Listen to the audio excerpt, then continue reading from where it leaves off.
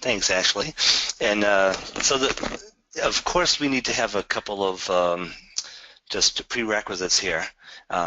During this presentation, what I'm going to try to do is to show some of the capabilities of the software. So I would like you to look at what the software can do and not critique my design, because I am not an architect and my design skills stink. But I do know how to use the software. I've actually been using the architectural version of AutoCAD since the Sofdesk days. If anybody's familiar with Sofdesk, going a long time, way back with architectural desktop and such. So I was actually there since the beginning of that design and worked with the software all the way through to its current state. And I know Nauman's been using the software for a long time as well. So between us, we should be able to cover a lot of information about the software. I am not going to be showing everything there is to be had in the software. This is just an introduction. I'm really happy to see that there's a lot of people online, so there must be a lot of interest for AutoCAD architecture. And I'm really curious to know what industry the 31% of the people that are in another industry are in, but I guess we'll have to just wonder about that. So the first thing I want to talk about with the software is a little bit about the user interface. So it's very similar to AutoCAD. It means built on AutoCAD. So what you know in AutoCAD is available inside of AutoCAD architecture. There may be some commands that are not as visible as they are in the pure AutoCAD version, but you can always go back to the AutoCAD version if you wanted to by changing the AutoCAD profile to AutoCAD architecture. But it's the same kind of an interface. So we have a ribbon where we have access to our various objects. The most important thing with the software is that instead of managing drawing a building using AutoCAD entities like lines, arcs, blocks, etc., and managing the layers that things are being placed on. In AutoCAD architecture, we're actually using real-world objects. So when I draw a wall, I'm drawing a wall. I'm not drawing a bunch of lines that may be on different layers with hatch patterns or whatever. I'm actually just drawing a wall. When I insert a door, the door knows how to behave within a wall. So you're going to see how that all works. And objects can be very simple. A door is not a very complex object, but they can also be very complex. So when I get to drawing a stair or a curtain wall, you'll see how intricate these objects can be and how they react. So we have the ribbon is certainly the main thing, and you'll see that when I draw a wall or something and I select on it, we also are going to get a contextual tab with commands that are specific to that type of an object. So it brings up the wall tab here with information where I can edit the style, or I can change information about the justification, or any of the different types of commands that can be manipulated within that type of an object. We also heavily use the tool palette.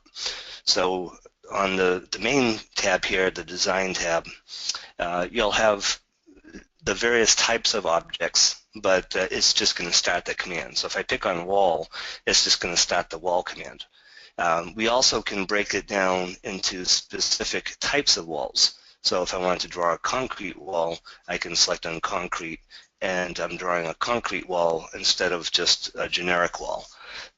So you have a lot of information that's readily available here in the tool palette that you can access directly, and you'll see in a little bit how much time you can save by using these objects instead of just lines, arcs, and circles. So AutoCAD architecture gets into everything from basic construction drawings, drawing walls, doors, windows. It does space planning, so you can create different types of spaces and create reports about the spaces. We have symbology for furniture, plumbing fixtures, all that type of stuff that's built in. You can do solids using something that is a lot more user-friendly than a solid, something we call massing elements, which are much, much more memory efficient than just a traditional AutoCAD solid, and at least as flexible, if not more flexible, than an AutoCAD object. So we have all of that type of information. And if you right-click on the tool palette, you'll see that we can switch between the design palettes, which I have open right now, to the documentation palette, where we can get into information like the various types of annotation, different types of callouts and tags and schedules that are defined within the software. Also some display themes, so it can create spaces based on fire rating and things like that, and it'll create a thematic map of the object of the spaces. And we also have the detailing panel, where we can get into just the basic detail components, but again, you could break this down into getting directly into masonry components or various components to draw your construction details, and it'll go ahead and place the information here. So I can just place a bunch of CMUs real quick. So that's the tool palettes, and I'm just going to go back to the design palette for a moment. Some of the other things that you're going to use quite a bit here, and I'm not going to get into a lot of detail, but we have the Style Manager, which will allow me to manage the various types of styles that I have in my drawing. So if I look at a concrete wall, I can actually see the components that the wall's made up of, material that's assigned to it, assign end cap or cleanup information on how the wall is going to react to doors and windows. Same thing if I look at doors or anything. So this is going to show anything that's in my current drawing file. And you can open up a style drawing just using the open command and drag and drop something in here. But we also have something that introduced recently in the last release or so, which is called the Styles Browser. And this tool will allow me to search through whichever drawings I have as far as content. And so right now I'm looking at all my content drawings. And then I can sit there and say, you know, I want a CMU wall. And it'll show me all the walls that are defined as a CMU wall. So these walls can be quite complex. Right? They don't have to just be a simple wall. If I want to just double click on this wall to draw one of these walls and just turning the corner here, you'll see that first of all, I'm not drawing a line and offsetting it and setting it to a specific layer and on a different color and adding hatching. This is actually just a single object, that I can stretch or change however I want, and it automatically cleans up with its neighboring objects. So I have this wall cleaning up with this one, and we're getting nice crisp cleanups here. But we can even do things like assigning a return on my brick. So the brick is actually stopping and coming back and meeting up with the insulation or the CMU on the other component. So you can draw things here in AutoCAD Architecture very simply. And if we were to just flip to a 3D view and I look at this in realistic mode, right? This is kind of a boring side. That's my CMU side here. But if I flip to the other side of the wall, you'll see that here's my brick. So materials are being mapped to these things as well, and you'll see how that works as we kind of move through. And then if I wanted this wall to be on one of my tool palettes and it's not there already, you can just drag and drop the tool palette or the object to the tool palette, and it'll add a link to that style as well. So the Styles Browser is a great way of searching through things, and you'll see that within the Styles Browser, I'm just going to change back to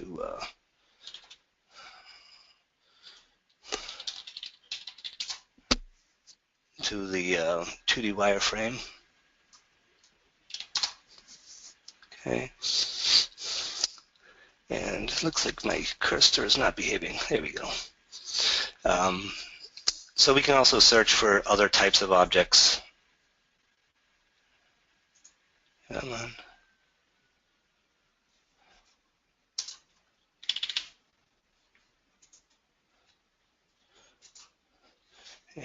looks like I might have locked up AutoCAD Architecture, so bear with me for just a moment. I'm sure that it's the GoToWebinar that's causing the problem, not AutoCAD Architecture.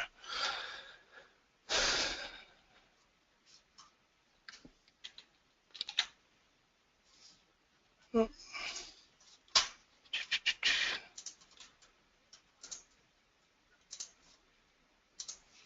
right, so I'm just going to restart AutoCAD real quick.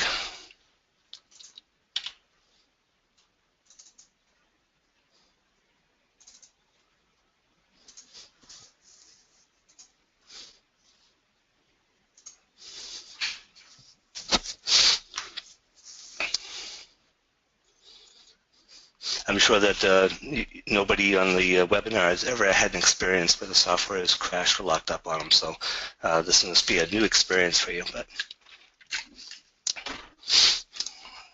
let's just wait for this to load back up.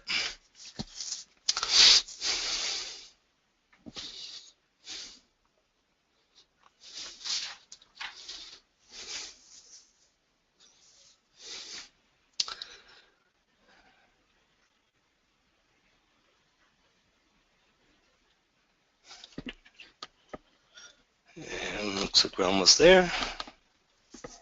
This just gives me a good opportunity to remind everybody to save often and save early, just like voting. That's a good point, Dave. All right. So thankfully I didn't really lose anything because I was just working with a dummy file anyway. Let's bring that back up. So just a couple other things real quick as far as user interface, and again I'm not going to get into a lot of the details here. So we also have something called a display manager. And I'll show a couple of examples here with what this does, but basically you can tell AutoCAD Architecture how to display various objects depending on the view and what you want to see. So in one viewport you could be showing a very high level of detail, so you're seeing the hatching in the walls and such. And in another viewport you could be displaying just a very basic, simple level of detail, low level of detail, or a presentation view of the model. And I could spend an entire session talking about the display manager, so we're not going to get into a lot of detail here. The other thing that I'm not really going to touch upon, but I just explain a little bit here, is the Project Navigator. And Project Navigator is similar to the Sheet Set Manager, if you're familiar with the Sheet Set Manager in AutoCAD, with additional capabilities. So I can set up information in the Project Navigator with floor-to-floor heights and things like that, and it'll create various drawings for me automatically just by setting up the sheets. So it's a very powerful tool, and people that use Project Navigator, that's all they do, is they use it for every project. It's a very important part of the software. So let me give some examples here of what we can do within the software. First of all, I'm just going to drag my palette back over here where I wanted it, since I put it on my other screen. I'll just start drawing a couple of walls. So I draw a wall. I can give it a start point, 10 feet, 10 feet, just so that I'm somewhere here. And I'm going to say that I want to draw a 40-foot building by 30 feet. And then I want to go back in this direction and just make a rectangular building. So what I'm going to do is I'm going to use the ortho close option and just pick the direction, and it'll figure out how far the wall has to go to meet the other corner of the building. So we have a really simple, in this case, just a generic wall. And like I said, you can draw very complex walls. So it doesn't have to be just something like this. It can be something. Actually, let me do this. I'm going to go back into my styles browser, and you're opened up on the side, and I'm going to go back to my walls, and let's search for siding. So I've got a a 5.5-inch wall. Since I'm in New Hampshire, we need to have thicker walls you might have down in Florida or something. I'm just going to select that, and I'm not going to draw that wall. I'm just going to go ahead and close this. I'll select the walls here, go to my property palette, and I'm going to select my wall with siding. And I probably put that in the wrong direction if I'm unlucky, which I believe I am here. So let's see. I can flip the walls around so that the siding is on the outside of the wall instead of on the inside of the wall, just using my grip. And again, if I were to look at this in realistic mode, right, now I've got siding on the side of my wall, not just a generic wall. So these grips that are available within the software are very, very powerful. If I just select it on a wall, you'll see that there are grips to extend the wall, so I can just extend it. There's a grip to move the end of the wall, so I can just move it, or things like flip, which will flip the wall from inside to outside. So these grips are there to help you in your day-to-day drafting. I want to place a door in the wall, so I'm just going to grab actually I'm just going to select it from the ribbon here, and let's see, what do I have? Right now I'm set to just a standard door, so I can just place this. Actually, when I go to place a door, you're going to see that I can select the size of the door just by picking the little drop down here, and I can enter in whatever size I want. And then there's a nice option in here as far as, let me stretch this out just a little bit so you can see it. There's an option here that says position along the wall, and I can have it unconstrained, where I can just pick the door and it'll just kind of follow along wherever I put it. Or you can tell it to place it with a little bit more of intelligence. So I said I want it to either be offset, in this case 6 inches from a corner, or centered on the wall. So you'll see as I move my cursor now, it's putting it in either 6 inches from the corner, and you see the temporary dimensions that show you what's happening here, or in the center of the wall, or 6 inches from the other side. So I want this to be in the middle, and I want it to be swinging in to the left. So I just move my cursor so that you see the swing where you want and place it.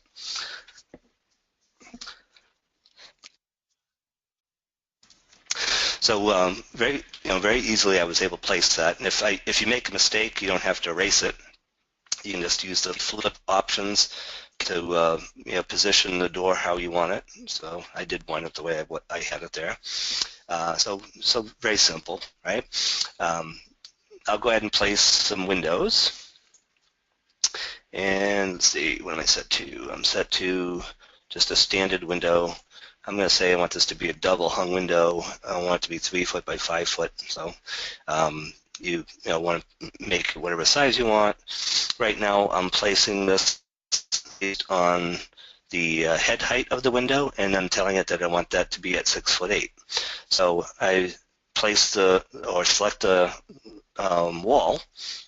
Again, I have this set to be offset or center, but this time I have it set to 3 feet away from the corner or centered. So that's what I want. And I'm just going to go ahead and move my cursor, and you see that it's jumping from whatever to whatever. So I'll go 3 feet from the corner. I'm going to say I want it 3 feet from the door, 3 feet from this door, and 3 feet from the other corner. So really quickly I could place those windows spaced evenly along my building. And again, this is don't judge my design because I'm not an architect, but it's that easy to place. And then if you had to, I just want to place another one of these same types. Great tool that we have is this Add Selected feature, and Add Selected will start you by placing the same object type. So maybe I have a kitchen back here, and I want that same double hung window, but in this case I only want it to be maybe 3 feet high because it's going to be above the counter, and I just want to place it there. And let me see if I just flip to a viewpoint here, you'll see that now I've got my double hung windows, which are probably uh, flipped around backwards. Should be the top panel on the outside. But again, swapping something like that is just hit the flip grip and you can fix the panels there. But then I have my 3-foot window, which has the same head height, but it's only 3 feet high instead of 5 feet high. So very quickly, I'm starting to lay out a very simple design. And certainly, AutoCAD Architecture does a lot more than residential design. It can be used to create the Freedom Tower in Manhattan just as easily as it can be used to create a nice small log home or something. But I want to show you a little bit more about how you can edit some of this information. So first of all, that's a pretty boring door right now, right? It's just a solid panel door, and that's the front of my house. So I might not want that to be just a really simple solid panel door. So I can say maybe I want that to be an exterior door with some panels in it, right? And I can change that. And now I have a nice looking door there. It's not just a solid piece of wood or metal. And if you want something with glass in it or something, you just go to the styles browser and you can find a different style. For me, I've always liked muttons in my windows. So instead of just a double hung window, I'm going to select on one of these windows and I'm going to go to the Edit Style button up here in the ribbon, and I'm going to go to the Display Properties, and I'm going to say I want to add some muttons in here. And I want this to be added to both the top and the bottom. And I only want this to be a 1/2 inch wide, so that's good. And I want, let's say, maybe 2 by 2. I don't know. That looks good. And when I hit OK, you see that I just added some buttons to the windows here. So, you can add in a lot of detail if you want to see that level of detail within the drawing, right? So I'm going to go back to my plan view, and I'll show you a little bit more about some of the other types of objects. So, obviously this is right now is just a single-story building, but just like the government, I'm going to go ahead and add a stair to nowhere. So I'm just going to put a stair in here, and let's say it's 3'8", that's fine. My floor-to-floor height's 10 feet, which is fine. And I'm going to say I just want to start it here, and I want to just draw it up that way to my second floor.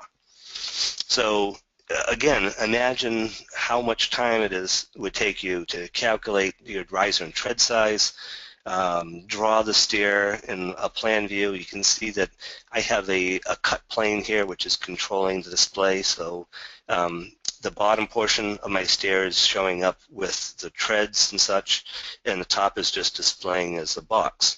And again, if we want to, actually, let me do this. I'm going to go to Viewports, and I'm going to say I want 2 vertical views. And on the right side, I'm going to set to a 3D view. So not only did we create the stair for my construction drawing, but I'm also getting a stair in 3D that can be shown in elevations or renderings or whatever you want. And these stairs can be, if I go back to the Content Styles browser, and I'll look at stairs, okay, you'll see that right out of the box, we have some industrial style stairs, cantilevered stairs, concrete stairs. We've got steel stairs, ramps.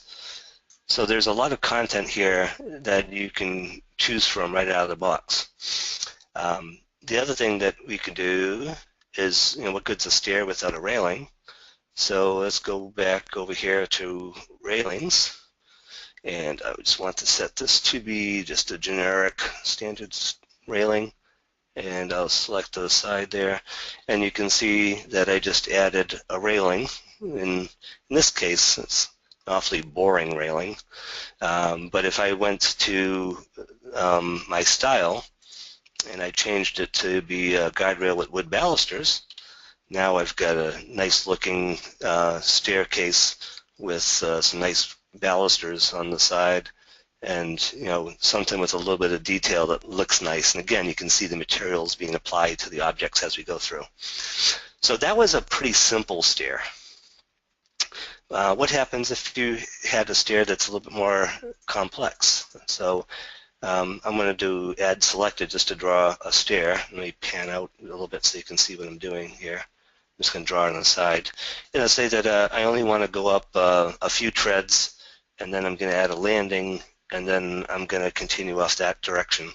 And we just drew a nice L-shaped stair with an extended landing. Or if I select on this, do add selected again, and you can see this is all the same command, right? I want to come up and just make a, go further, make a U-shaped stair. So I can sit there and swap between various, actually, oh, that didn't draw right. Let me draw that again. Add selected.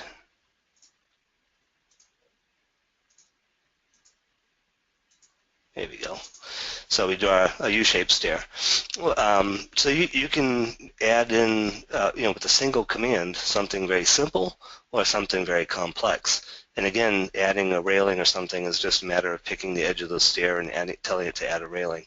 So it's very simple to add even a high level of detail. So right now, if I had this house with my stair to nowhere, I'd probably be getting a little wet right now if it started raining. It's been raining here quite a bit the last day or so. So let's put a roof on this. And to add a roof, I'm just going to pick on the corners of my building. And you can see how it's adding in my roof just by picking the corners there. All right, so I've got a nice roof being placed. And I don't really like the hips. I would prefer, a gable over here. So I'm just going to use my grip on the corner, and I'm just going to stretch it out. And actually, oops, let me do it this way. I'm just going to stretch this, and I now have, a hip or a gable on both sides. Of course, I'm still going to get wet if it rains because I have this big hole here between the roof and my wall. So I'm going to go back into my wireframe, and I'm just going to pick on the wall. Again, remember the contextual tabs and such? There's also, by the way, the same kind of commands in the right-click menu. And I'm going to go to this roof floor line pull down here, and I'm going to say I want to modify the roof line, and what I want to do is I want to auto project it to my roof, right? And you can see what happened here. I do the same thing over on this side. I'm going to go to roof floor line, modify roof line, auto project, and pick on the roof. And I now have that whole side of the building filled in. Let's add another door. Why not? Let's do add selected, and we'll just put a door in over in that direction. And maybe I want to add another window over here, so add a window there and there. And you can see you can work in plan view just as easily as you can in a 3D view. Just keeping an eye on the clock here. So we're able to create something pretty quickly, right? So that's some of the modeling things. I want to show at least one example of a more complex object here, even in the stairs and roofs and stuff. If I go to curtain wall, and I don't know if I created or if I added a curtain wall in here already. Oh, I did. All right, so I've got standard. All right, so I just got standard right now. Let me add something. Oh, actually, I'll start with that one. Curtain wall. And I want this to be 39 feet high, that's whatever, right? And I'm just going to pick a couple of points, and you can see that I'm actually creating an entire set of panels for a curtain wall. But if I go to the Styles browser and I look at curtain walls, let's say, let's do a 3-story building, that's fine. And I'm just going to go ahead and select that and change my style.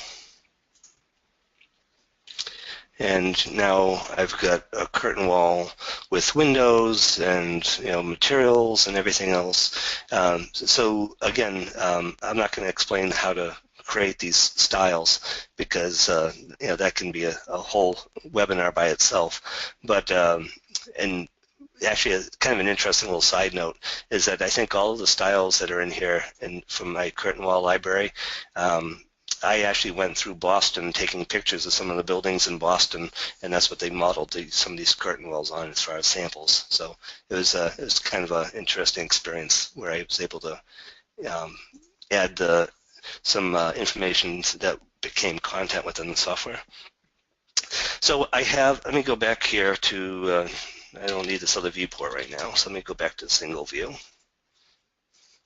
And let's talk a little bit about some construction drawings and scheduling and such like that. So I'm going to go to, I just go to my annotate tab because all I want is a window tag. And I'm going to select on my window. I'm going to select a location for it. What's going to happen here is this tag automatically is attaching property set information based on what the tag is pointing to. So it's pulling information out of the object. So see the things like the styles, double hung, the width and the height, the head height. You can enter information about the materials and the manufacturer, all kinds of information. So I just place that, it tags the window. I'm going to use the multiple option because I'm lazy and I don't want to tag each of these individually. Okay, and I'm just going to hit OK, and looks like I missed at least one of these windows, but I can undo that. Window tag there. Okay, multiple. Maybe it got confused because I had some windows on one wall versus the other. Anyway, so I'm placing some tags. So we can put that information in here, and then I'm going to do a window schedule. And I'm just going to select everything and place a window schedule here. And so I didn't get all the tags in, but that's okay. If I want to add some more, I just do add selected. Okay. Okay. Okay. And then you can see the line that shows up in here. I can tell it to update the schedule, and now I've got all my windows. I actually think I forgot one that, maybe I erased that one in the back of the building. But I've got all my windows here in my window schedule. So it's that easy to place. And in the schedule, instead of having it manually updated, you can tell it to automatically update things. So say automatic update yes. You might want, if you're doing like a renovation, maybe you want to set it to no so that if you make a change to the building, it's not automatically changing. And I want to automatically add new objects, yes. So now if I made a change to the schedule or to the building, this one's going to be 4 feet high. You can see that it's automatically changed in my schedule. So really simple to add annotation and schedules, and this can be in separate drawings. It doesn't have to be in the current drawing. I'm also going to do a couple of elevations. So let's say I want an elevation here, looking this direction. You could, if you're using Project Navigator, you can put this in a different drawing and have it linked. In this case, I'm just showing a real quick example. So I'm just saying that I want it to be here. Oops, gotta read my prompt sometimes. Elevation. My current drawing. Specify the corner, yes, and the result over there. There we go.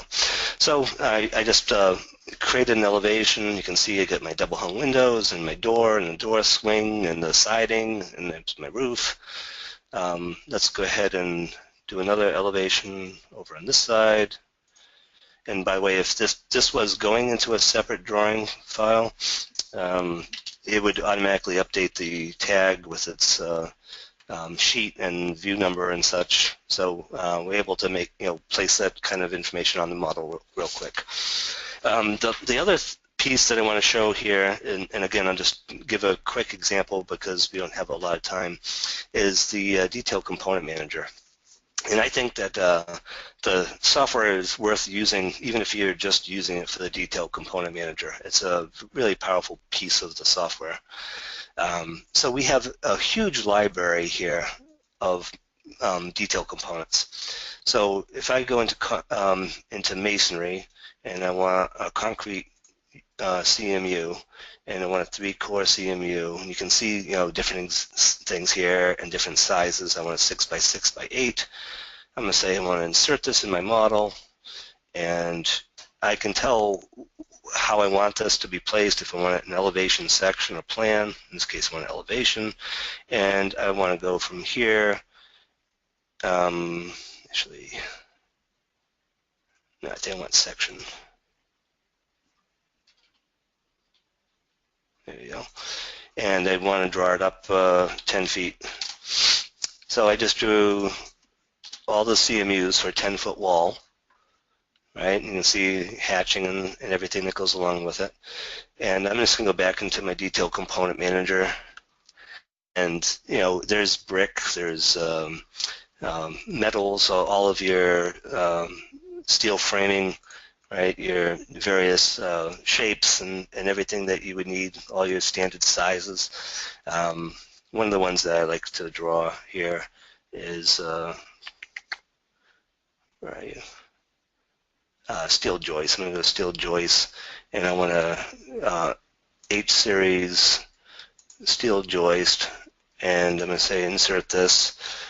And again, we can come over and say, in this case, I want this to be an elevation view. And I'm just going to pick the corner of this, and I'm going to draw it out of the ways, and then I can add in my end piece here, and you can start building up your detail with all of the various components. You can do keynoting of the details, and have just a nice set of tools to build this. I'm not changing layers or inserting blocks. It's doing all this work for me automatically. So what do you think, Ashley? Is that do you like my design, or should I make any changes to this? Yeah, Dave, personally, I really like the look of brick. Can you change the exterior walls to brick? Change to brick. Let me see. That's probably going to take a little while because I have to, draw some new hatching and everything. But let me take a look here. First of all, do I have a? I don't even know if I have a brick style in my drawing. So let me just check. No, so I don't have a brick in my drawing currently. So let me go to the Styles browser and let's go find a brick wall style. So I probably want to search on brick, I would think. And let's just do a standard, no, I don't want a 4-inch brick. Let's do a double brick wall. So I'll select the double wall there to bring it into my drawing. And I'm going to select on the exterior walls and go to my Styles browser and select a brick. And if we were to look at this now, we've got brick walls instead, right? So what do you think? You like that? I like the brick, but I have a couple of other changes for you as well. Okay.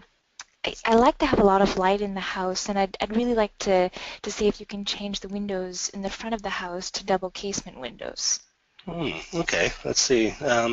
So again, let's start off by going to my Styles browser because AutoCAD Architecture does have a lot of different styles in here.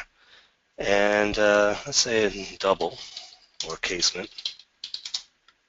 So I got a double casement window style. Let's try that one.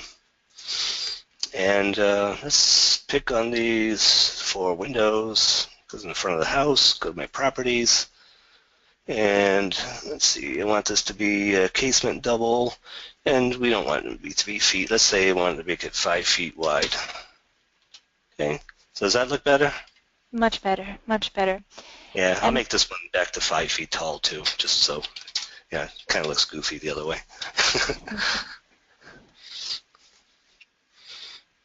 Okay. and the other change I'd like to see, I'd like to have more usable room on the second floor. Um, and I was thinking if you could change the roof to a 5-pitch roof, I think that would work better. Okay. Actually, right now I think I have a 12 pitch, which is kind of crazy, but let's change this to, 512 roof. And then I'm just going to go back to my walls, to roof floor line, modify the roof line. We'll do an auto project to fix my wall. Let's do the same thing over here.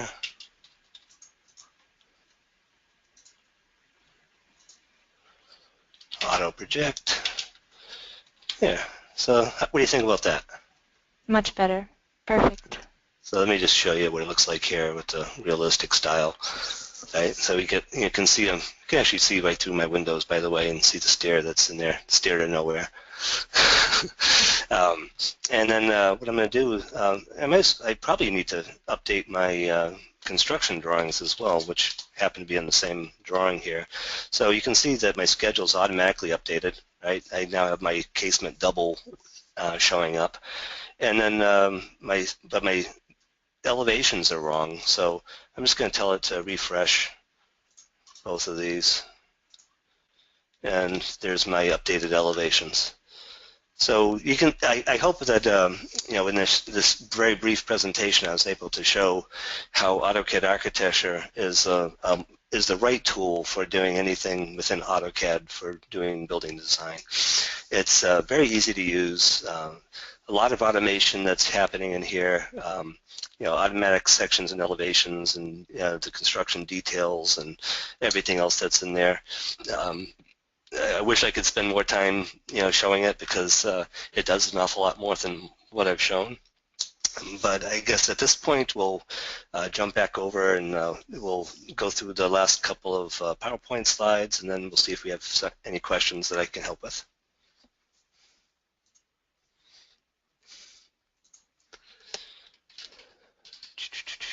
So let me get back to where we were. Whoops, too far. Dave, you did a really great job, and we certainly hope that everyone enjoyed the webinar and that you hopefully learned something new. That's why we do the webinars. So in just a second, we're gonna go through some additional resources first, and then we'll take a quick poll. So the AutoCAD Architecture website is a really great resource, as well as the forums, and of course the service packs and hotfixes are available.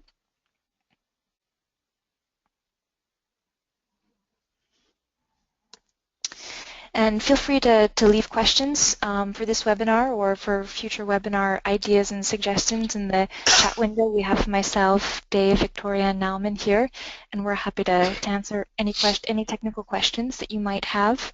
And if you'd like to leave us feedback, you can email us at autodesk.help.webinars@autodesk.com.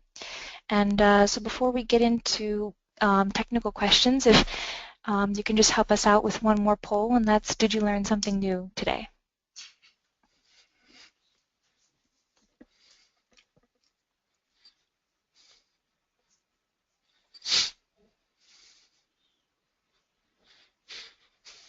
It looks like quite a few people did learn something new, so I'm happy to hear that.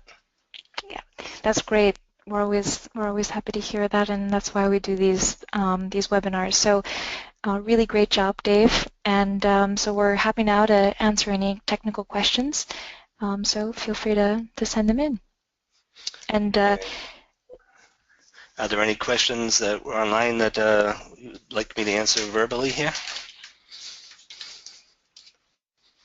let me check here and see if we have any questions. Again, I'm not going to be able to show you how to design a curtain wall in the last few minutes that we have, but I can answer some general questions if I can. Dave, there's a really good one here about why you might use AutoCAD Architecture over Revit.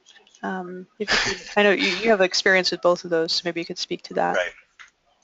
and I knew that question would be something that came up, and it's really a matter of user preference, and whether or not a particular product is being mandated. I know in some instances a project will come out saying that the project must be done in Revit or something. They both have pros and cons. The AutoCAD architecture ends up using a bunch of individual files to create a model as opposed to having a central file.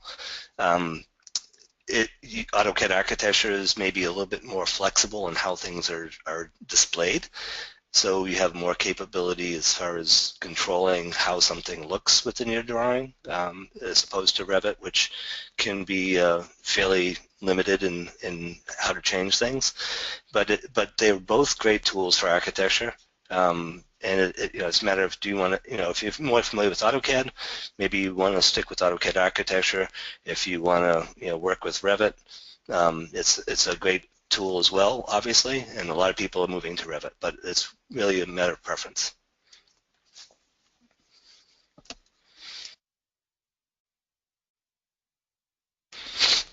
Anything else?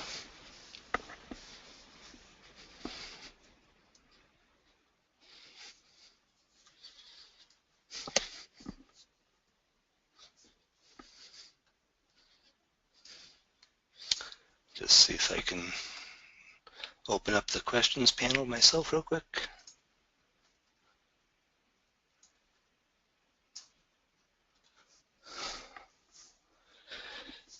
I guess one thing is, if people are, like this kind of an introduction to another product, we'd love to hear back from you to see if we want to do this type of thing more often or not, or maybe you just want to be sticking with the AutoCAD LT type of webinars.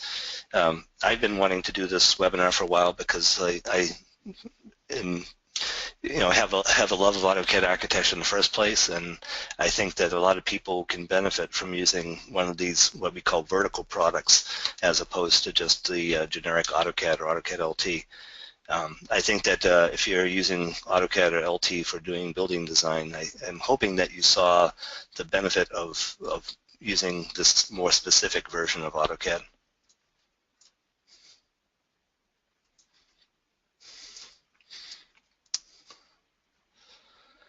Dave, do you have any recommendations that you would make for people who don't necessarily have AutoCAD architecture, but they're receiving files from people who are using them, and they have those AEC objects in them, and how do you work with them in regular AutoCAD or LT?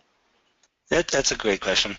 So the answer is actually kind of dependent on what version of AutoCAD you have.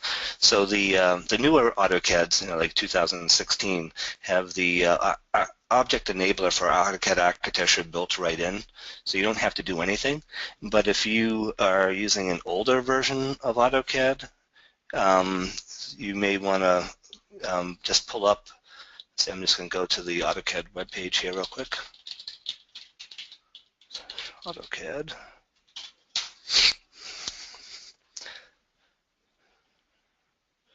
So just go to the AutoCAD website, and quick trick, if you go into the Autodesk.com website, if you do Autodesk.com / and the product name, in this case I typed in AutoCAD, it'll bring you right to the AutoCAD page, so you don't have to go and find the AutoCAD page.